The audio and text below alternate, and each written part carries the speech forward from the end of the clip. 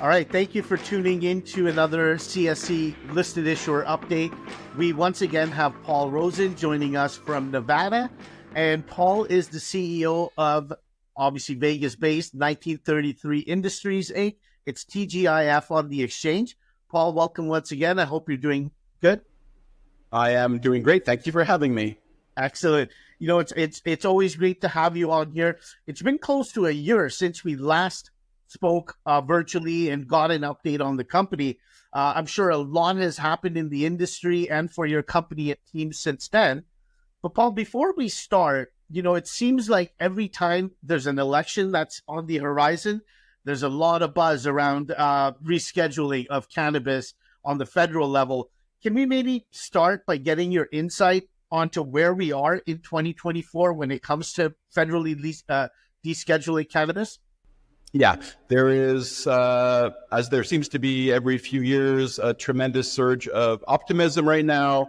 Not so much descheduling cannabis, but rescheduling it from current Schedule 1 to Schedule 3. Just very quickly, Biden directed the Health and Human Services to investigate. They recommended, after doing a deep dive, to reschedule to Schedule 3. There's a lot of reasons why that's a big win for the industry. Primarily, it's removal of Section 280E of the U.S. tax code, which is very detrimental to any of our operations.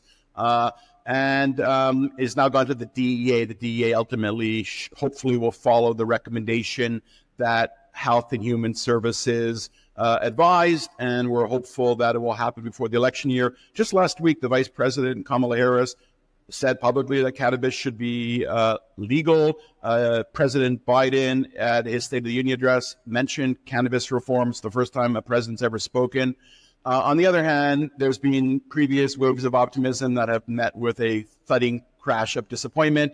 So fingers crossed, but we have to operate on the assumption that the gridlock in Washington will continue. If it succeeds, I think it's going to be a force multiplier for the industry. So we're hopeful, but there's still a lot of uncertainty. And so what about on a state level? Of course, it's legal in the state of Nevada, but have there been any changes, any pros, any cons in 2024? In Nevada, there has been a slight improvement in the taxation of wholesale cannabis. There's been we'll call it just a reduction in our excise tax. I won't get into the inside baseball. It's kind of complicated, but the quick answer is, as of January 1st, we will be paying less excise tax for every dollar that we ship than we were any previous year. And so that's definitely a step in the right direction. The other thing that's happened in Nevada is that consumption lounges are beginning to roll out. This is what we think is going to be another advance for the industry. I think there's going to be something like 20 consumption lounges in the state. Most of the larger operators like Planet 13, et cetera, have ambitious plans. And we do think that it ultimately will result in an increase in the overall consumption of cannabis. Good to see, because the last time you and I spoke, we did talk a little bit about the consumption lounges in Nevada and how dispensaries were allocated one license per not per location, but per group. So I remember that conversation, and I'm glad to see that things are moving forward in Nevada in the right direction. Now, 1933, the last time we spoke, there were some results out. Company released Q1 results over the last little while. I think you're on the cusp of releasing Q2. Why don't you start by giving our viewers who might not be familiar with 1933 just a brief introduction, and then why don't we recap 2023? Great. I would love to. Thank you. So 1933 is a wholesale, has two licenses, a cultivation license. I'm at the cultivation building today. It's one of the larger indoor cultivations in the state. It's 69,000 square feet. And then we have a separate license and a separate facility for all of our manufacturing, all of our concentrates. And what we've been working on, like a lot of people in the industry, is advancing the sort of the automation and the data-driven science that allows us to maximize our crop, maximize our yield, maximize our potency. And we're really performing at probably the highest level we ever have. Q1, which was our last reported quarter, we had total revenue of about $5.5 million. we had our highest gross margin ever. We had about $3.9 million gross margin on 5.5 total revenue, and we had positive adjusted EBITDA. So we're clearly, our brand AMA right now is always ranked by the reporting data companies as either the top or the second largest wholesale brand in the state. So I think for what we are, we don't have dispensaries yet. We're hoping that we may find a path towards operating dispensaries.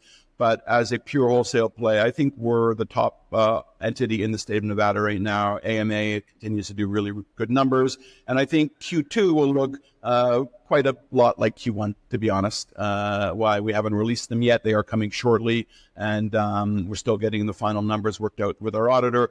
But it's a reasonably, it looks fairly similar to Q1. And I'm confident that we're going to see growth in those numbers in the following year, in the year to follow. We continue to add more lights. We continue to add more automation. So we're pleased. Our revenue is reaching record levels, and our labor has reached record lows. So this is always a good combination when you're producing more and you're doing it on a lower cost footprint. And having a recognizable brand with affordability behind it definitely helps keep that momentum going. Yeah, our product, and we feel very fortunate. We have so many incredible people in this organization, but our product just moves off the shelf. We had one challenge right now. It's keeping up with demand for our product. We are just jammed. Our order department is jammed. We find that the product sells through very quickly, and we know what we are. We're a value brand, which doesn't mean we're a bargain basement. We produce high quality product. We sell it at a fair price, and I think that consumers love our product in Nevada. And we're excited to continue building additional brand equity going forward. Paul, the last time we spoke, we also talked a little bit about price compression and what you and your team were doing to not combat it, but try to work alongside it to help solve some of the issues. Where are we at with price compression, let's say 12 months now?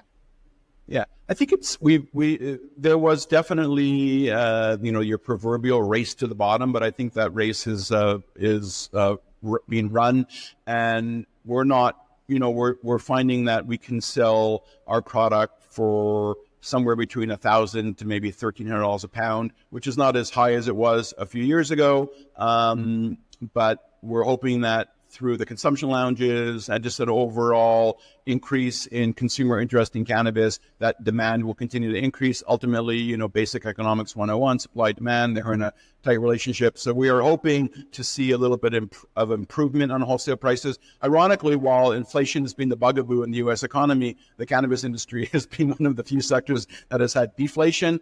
And so we're hoping that market economics improve in that regard. But we have to sort of operate on the assumption that prices are going to remain where they are, and we have to continue to drive towards optimization and efficiency so we can achieve a profit even at these prices. And should prices improve, well, that's obviously going to accrue to the bottom line. And so Q1 results out, Q2 results on the cusp, possible consumption lounges in the near future for the company. Any other milestones you're able to talk about that our viewers can look out for in 2024? Yeah, one of the things I'm doing today with my team here, my teammates, is looking at whether we could continue to expand our current facility. There's other areas in the building where we're not growing, where we could grow.